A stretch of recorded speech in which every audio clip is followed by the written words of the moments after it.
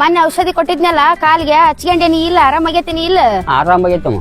ಆರಾಮಾಗೈತೇನಿ ಇಲ್ಲ ನೋಡು ಆರಾಮಾಗ್ಲಕ್ಕಂದ್ರ ಇನ್ನೂ ಒಂದರ ತಂದ್ ಕೊಡ್ತೀನಿ ಹೇಳು ಆರಾಮಾಯ್ತಮ್ಮ ತಂದ್ ಕೊಡ ಮತ್ಕಂತು. ನಾನ್ ಕಾಲೇಜ್ಗೆ ಹೋಗಿ ಬರ್ತೀನಿ ಸಾಯಂಕಾಲ ಬರ್ತೀನಲ್ಲ ಅವ ತಂದ್ ಕೊಡ್ತೀನಿ. ಆತಾಳ ಅಮ್ಮ ಯಾಕೆ ಬಿಸ್ಲಾ ಕುಂತಿ ನೀನ್ ಹಿಂಗಾದ್ರೆ ಹೆಂಗ್ ಬೇ ನೀನ್ ಬಾ ನಳ್ಳಿ ಕುಂದ್ರ ಬಾ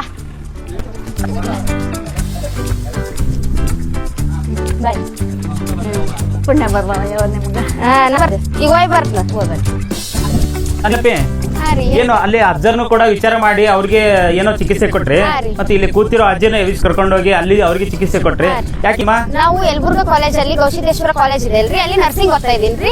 ಅದಕ್ಕೆ ನಾನು ಅಲ್ಲಿ ಓದ್ತಾ ಇರೋದನ್ನ ಇಲ್ಲಿ ಒಂದ್ ಸ್ವಲ್ಪ ಊರಲ್ಲಿ ಹೆಲ್ಪ್ ಆಗ್ಲಿ ಎಲ್ಲರಿಗೂ ಅಜ್ಜಿಗಂತ ಅದಕ್ಕೆ ಅವ್ರಿಗೆ ಏನಾಗಿದೆ ಏನಿಲ್ಲ ಅಂತ ವಿಚಾರ ಮಾಡ್ತೀನಿ. ನಾನು ಈಗ ಕಾಲೇಜ್ ಲೇಟ್ ಆಗತ್ರಿ, ಅಲ್ಲಿ ಮೇಡಮ್ ಅವ್ರು ಬರ್ತಾರೆ ಅವ್ರು ಕೇಳ್ರಿ. ಅವ್ರನ್ನ ಕೇಳೋಣ. ಚೆನ್ನಾಗಿರುತ್ತೆ ಈ ಕೋರ್ಸ್ ಮಾಡಿದ್ರೆ. ಓಕೆ ನಮಸ್ಕಾರ ಸರ್. ಕೊಪ್ಪಳ ಜಿಲ್ಲೆಯಲ್ಲಿ ಯಲಬುರ್ಗಾ ತಾಲೂಕದೊಳಗ ಜನನಿ ಶಿಕ್ಷಣ ಸಂಸ್ಥೆ ಅಂತ ಒಂದು ದೊಡ್ಡ ಸಂಸ್ಥೆ ಇದೆ. ಅಲ್ಲಿ ಏನಪ್ಪಾ ಅಂದ್ರೆ ಈ ತರ ಏನಪ್ಪಾ ಅಂದ್ರೆ ಹಲವಾರು ಕೋರ್ಸ್ಗಳಿವೆ. JNM, ಪ್ಯಾರಾಮೆಡಿಕಲ್, ಮಕ್ಕಳಿಗೆ ಏನಪ್ಪಾ ಅಂದ್ರೆ ಒಂದು ಸೇವೆ, ಮಾನವೀಯ ಮೌಲ್ಯಗಳು.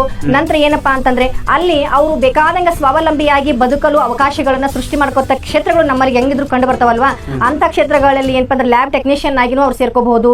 ಆಮೇಲೆ ಈ ಒಂದು ಆಸ್ಪತ್ರೆಯಲ್ಲಿ ದೊಡ್ಡ ದೊಡ್ಡ ಆಸ್ಪತ್ರೆಯಲ್ಲಿ ಆಮೇಲೆ MRI ಸ್ಕ್ಯಾನ್, ಹೀಗೆ ಹಲವಾರು ಮುಖಗಳನ್ನ ಏನಪ್ಪಾ ಅಂತಂದ್ರೆ ಅವರು ತಮ್ಮ ಸ್ವಾಭಿಮಾನ ಒಂದು ಜೀವನ ಶೈಲಿಯನ್ನ ಅವ್ರು ರೂಪಿಸ್ಕೋಬಹುದ್ರಿ. ಅಂತ ಒಂದು ಏನಪ್ಪಾ ಅಂದ್ರೆ ನಮ್ಮ ಯಲಬುರ್ಗಾದಲ್ಲಿ ಜನನಿ ಶಿಕ್ಷಣ ಸಂಸ್ಥೆಯಲ್ಲಿ ಸೀಟುಗಳು ಆಗ್ಲೇ ಏನಪ್ಪಾ ಅಂತಂದ್ರೆ ಈಗ ಭರ್ತಿ ಆಗ್ತಾ ಇವೆ.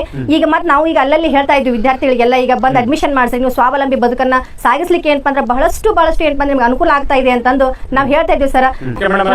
ನಮಸ್ತೆ. ಓಕೆ, ನಮ್ಮ ಮಕ್ಕಳು ಕೂಡ ನಿಮ್ಮ ಕಾಲೇಜಲ್ಲಿ ಅಡ್ಮಿಷನ್ ಮಾಡಿಸ್ಲಿಕ್ಕೆ ಪ್ರಯತ್ನ ಮಾಡ್ತೀವಿ. ನಮಸ್ತೆ.